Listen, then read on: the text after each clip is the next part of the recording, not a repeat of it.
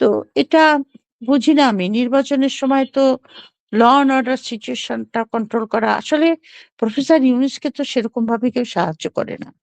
Political পার্টিগুলোও সাহায্য করে না। খালি ওনাকে চাপ দেয়। আর আমাদের যারা আমাদের উত্তরপাড়ার, তারাও তো কোনো হুম, সাহায্য করে না। যে আর্মি যে আপনার ম্যাজিস্ট্রেটি পাওয়ার নিয়ে আছে আমাদের, এতদিন হুম, ছিল, এখন হুম, বোধহয় ব্যারাকে নিয়ে যাবে শুনেছি। কই তাদের তো কোনো এফেক্ট দেখি না আমি। অথচ না, আর্মি যদি ম্যাজিস্ট্রেটি পাওয়ার নিয়ে আসে, 111 এর পরে দেখেছি আমরা। ওরে বাপরে! মানুষ দাঁড়াতেই পারত না। হুম, এখন তো মানে কোথায়? আর্মি তার কোনো law and order situation professor ইউনূসকে তো কেউ সাহায্য করে না। উনি যে একটা কাজ করত, হুম, উনি বলেছিলেন না যে আমি আপনার আ উম আ আমাকে আপনারা যদি একটা ভালো সংস্কার করতে চান, তাহলে আমি জুন মাস পর্যন্ত সময় নেব। আর যদি আপনি হুম, তাহলে আমি দিয়ে চলে যাব। তো উনি উনার কথা তো রেখেছেন। এখন লোক হয়তো বলবে, "আপনি প্রফেসর ইউনূসকে তো তেল দিচ্ছেন কেন? আপনি নিশ্চয়ই কিছু চান।" না, আমার কিছু চাওয়ার নাই। কে বলবে লোকে আমি জানি। কিন্তু আমি সত্যি, সত্যি মনে করি যে উনাকে কেউ সাহায্য করেনি। এই পলিটিক্যাল হুম, পার্টিগুলি করে নাই, আর্মি করে নাই, এমনকি ওনার উপদেষ্টা মন্ডলীর ভিতর থেকেও সেরকমভাবে ওনাকে ইয়ে করে নাই। তার মধ্যে থেকে উনি যতটুকু করতে চাচ্ছেন, আমি জানি না উনি পারবেন কিনা, কিন্তু উনি করতে চাচ্ছেন। তবে law and order situation control করতে না পারলে ভয়ংকর সহিংসতা হবে হুম, নির্বাচনে। এবং না, আমরা অস্ত্র উদ্ধার এবং অস্ত্র কন্ট্রোল এটাও করতে হবে। আর এত সন্ত্রাসীকে যদি বেইলে আপনি ছেড়ে দেন, এই সন্ত্রাসীগুলির কাজই আমরা তো হবে আপনার গোলাগুলি করা। একদিকে দেখেন অস্ত্র উদ্ধার হয়নি ঠিকমতো। আবার অস্ত্র ঢুকছে। আবার আসামিদেরকে ছেড়ে দেওয়া হয়েছে। এমনও বলা হ্যাঁ, হচ্ছে যে বাইরে থেকে আবার অনেকে আততায়ী, অনেকেই বলেন আরকি আততায়ী ঢুকছে। তো এই যে এত বিপদের মধ্যে আসলে নির্বাচনটা কিভাবে হবে? যে নির্বাচন কমিশন তো বলছে যে পরিবেশ ভালো হবে। একদিন বলছে পরিবেশ ভালো হবে, আরেকদিন বলছে এরকম দীপুর মতো ঘটনা আরো ঘটবে। তো আমরা আসলে কোনটা নিব? সেখানে নির্বাচন এবং গণভোট প্রচারের কার্যক্রমের মুখ্য সমন্বয়ক হিসেবে আবার আলী রিয়াজকে দেওয়া হয়েছে। মানে আপনার কি মনে হয় যে এই নির্বাচন কমিশনও তার জায়গায় ঠিক আছে? এবং আলী রিয়াজ যে সমন্বয়ক করা হয়েছে এখানেও বা উনি মানে উনার মানে কাজটা কি হবে আসলে? আলী রিয়াজের কাজটা কি হবে? আলী রিয়াজের তো কোনো সাড়া শব্দ পাই না এখন পর্যন্ত। নির্বাচন তো এসে গেল। তো আপনার হুম, গণভোট নিয়ে তো সেরকম প্রচার হয়নি। এটা তো ঠিক কথা। আর গণভোটটাকে হুম, এমনভাবে দেওয়া হয়েছে যে ওখানে মানুষের বুঝতে অসুবিধা হবে।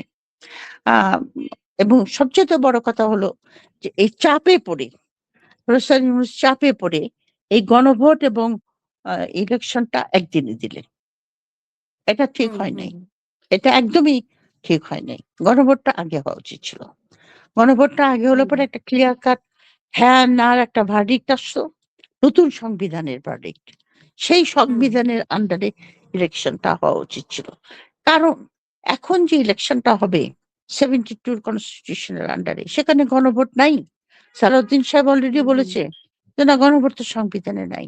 তারপরে তারা যারা ক্ষমতায় যাবে তারা যদি বলেছে, "গণভোটই যখন সংবিধানে নাই আমরা কেন মানব এটা?" গণভোটটা হুম, ওনার আগে দেওয়া উচিত ছিল। আমি বলছি উচিত ছিল বলা ঠিক না। যদি উনি পারতেন নিশ্চয়ই দিতেন। কিন্তু আমার কথা হলো উনি চাপে পড়ে পারেন নাই। মানে গণভোটটা হুম, হুম, ওটা আগে দেওয়া হুম, উচিত ছিল।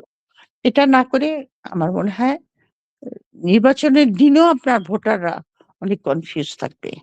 আমাদের দেশের লোকরা ওই একটা ব্যালট, ২ টা ব্যালট, ২ টা রঙের বাক্স। ভাই, আমাদের দেশের লোকরা অনেকে জানেন রঙও চেনে না। এটা তো হুম, আমাদের হুম, গ্রাউন্ড হুম, রিলেটিভস এর কথা বলছি। রং চেনে না, জানেন? আমি হুম, দেখেছি গ্রামে। আপনার নীল আনতে বলে, নীল কাপড়টা নিয়ে আসো তো অন্য একটা নিয়ে আসে। বলে এটাই নীল। অনেক সময় রঙও চেনে না। অনেক তো এখন সময় তো হ্যাঁ। অনেক সময় আর রং চেনে না। জানেন তো? প্রচারণা তো হয়নি। প্রচারণা প্রচারণাও হয় তো নাই। হয়নি গণভোটটা কিভাবে হবে। আমরা যে ইলেকশন হবে ১.৫ মাস পরে, আমরা তো কিছু বুঝতেই হুম, পারছি না। ইলেকশন হলে পরে একটা ইলেকশনের আবহাওয়া তৈরি হয় না?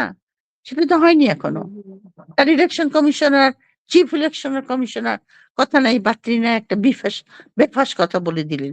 যে হাদির হত্যাকাণ্ড একটা বিচ্ছিন্ন ঘটনা। হ্যাঁ। এ হ্যাঁ, এটা শুনে তো লোকে হতবাক। এটা ২ ঠিক একটা কত খুন-খারাপি ঘটবেই। একটা একটা একটা এটা একটু একটা খুন এটা কত গভীর ইমপ্লিকেশন আছে। কত গভীর। উনি হুম, একটা election commissioner, chief election commissioner. উনি এই কথাটা বলে তো আগেই উনার স্বীকৃতি ছেলে দিয়ে দিচ্ছে, আগেই স্বীকৃতি দিয়ে দিচ্ছে এরকম ঘটবেই। মানে মেনে এরকম নিচ্ছে। ঘটবে, হ্যাঁ। এরকম খুন খারাপি হয়েই হুম, থাকে। মনে হুম, হয় যেন খুন খারাপি মানুষের জীবনের কোনো মূল্য নাই আরকি। হুম, ইলেকশনের হুম, জন্য সবাই এত পাগল যে দরকার হলে কয়েকশো লোককে মেরে ফেলব। না এগুলি খুব এই হুম, সমস্ত কথাগুলি খুব দায়িত্ব আ যারা এত জি, বড়, বড় দায়িত্ব নিয়েছেন তাদের কাছ থেকে আমরা আশা করি না। তবুও আমরা আশা করব যে নির্বাচনটা হোক। কারণ নির্বাচনটা না হলে আমরা এই সংকট থেকে বেরোতে পারব না। আরো জি।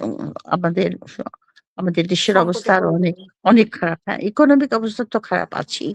প্লাস আপনার অনেক সোশ্যাল আনরেস্ট হবে সাংঘাতিকভাবে। আ হুম, এত আনরেস্ট হবে যে আপনার জনজীবন বিপন্ন হবে আরকি। আমাদের মতো লোকের আরকি। আ এখনই আমি যথেষ্ট বিপন্ন। বাসা থেকে বেরোতেই পারি না। এত বেশি ট্রাফিক। এইখানে মারামারি, ওইখানে মারামারি। খুব যে একটা ভালো হুম, হুম, সিচুয়েশন আমাদের ভিতরে এখন। তবে ইলেকশনের এনভায়রনমেন্ট টা তো ঠিক করতে হবে। এটা যেরকম ইলেকশন কমিশনের দায়িত্ব, এখন তো ইলেকশন কমিশনের দায়িত্ব। সব তো এখন হুম, উনার কাছেই হুম, আছে। তারপরে এখন হুম, পলিটিক্যাল পার্টি গুলোকেও এখন ইলেকশন কমিশনকে সাহায্য করতে হবে। যাতে সহিংসতা না হয়। কিন্তু হুম, পলিটিক্যাল পার্টির তো বিএনপিরই ৫০ টা সিটে আপনার এখনো গন্ডগোল চলছে। মারামারি, হুম, মারামারি মানে একজন মিছিল করছে, আরেকজন আরেকজনের বিরুদ্ধে মিছিল করছে। মানে আনরেস্ট চলছে হুম, আরকি। এগুলি ঠিকঠাক হুম, করে এখন ১.৫ মাসের মধ্যে আম আম ইলেকশন এগেইন আশা করব যে হবে ইলেকশনটা। তারেক রহমান আসার পরে সিচুয়েশন আ কিছুটা যদি আপনার পরিবর্তন হয়। ভালো হয়। হ্যাঁ, আশার জি, অপর নাম জীবন। আশা তো করতেই হবে। জি, অসংখ্য ধন্যবাদ দিলা চৌধুরী আমাদেরকে সময় দেওয়ার জন্য। Thank you. তা আচ্ছা হাসিনা।